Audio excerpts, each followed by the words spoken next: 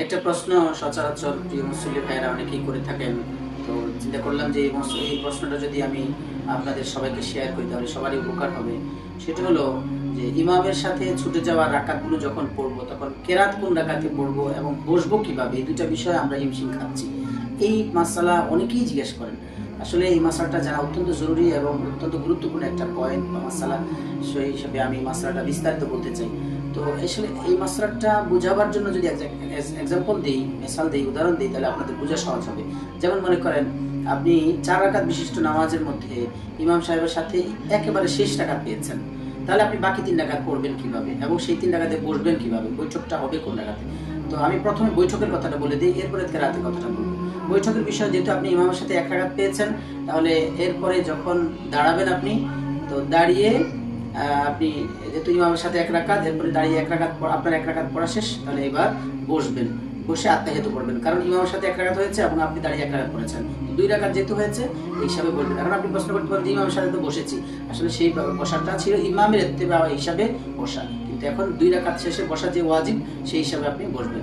এরপর আপনি আবার দাঁড়িয়ে যাবেন, দ্বিতীয় রাকাত পড়লেন, আবার এরপরে শেষ রাকাতে আরেকটা বৈঠক করবেন।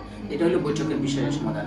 এরপরে আপনার কেরাত কিভাবে পড়বেন। কেরাত পড়বেন ইমাম সাহেবের সাথে যে রাকাত পড়েছেন সেটা আপনার শেষ রাকাত, এরপরে আপনি মাঝখানে 2 রাকাতে কেরাত পড়বেন।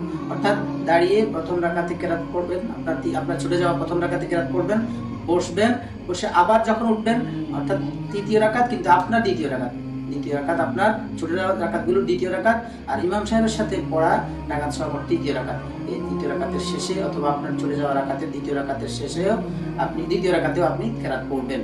হ্যাঁ, এটা হলো আপনার মাঝখানে 2 রাকাতে কেরাত পড়বেন, এরপরে আপনার শেষ রাকাতটা শুধু কেরাত ছাড়া পড়বেন। তাহলে ইমামের সাথে ছুটে যাওয়া যে রাকাতটা পেয়েছেন, ইমাম সাহেবের সাথে যে রাকাতটা পেয়েছেন সেই রাকাতটাও কেরাত পড়বেন। এটা তো পড়া হয়নি, ইমাম সাহেবের সাথে পড়ছেন, আর একবার শেষ রাকাতেও কেরাত পড়বেন না, মাঝখানে 2টা রাকাতে আপনি কেরাত পড়বেন।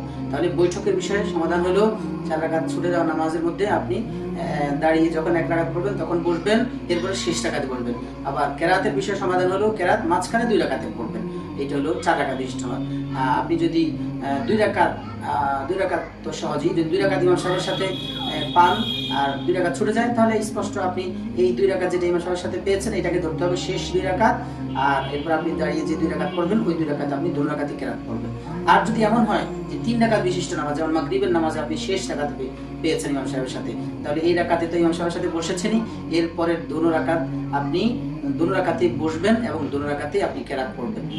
সূরা ফাতিহার সাথে সূরা মিলাবেন। তার মানে সূরা ফাতিহার সাথে সূরা মিলাবো।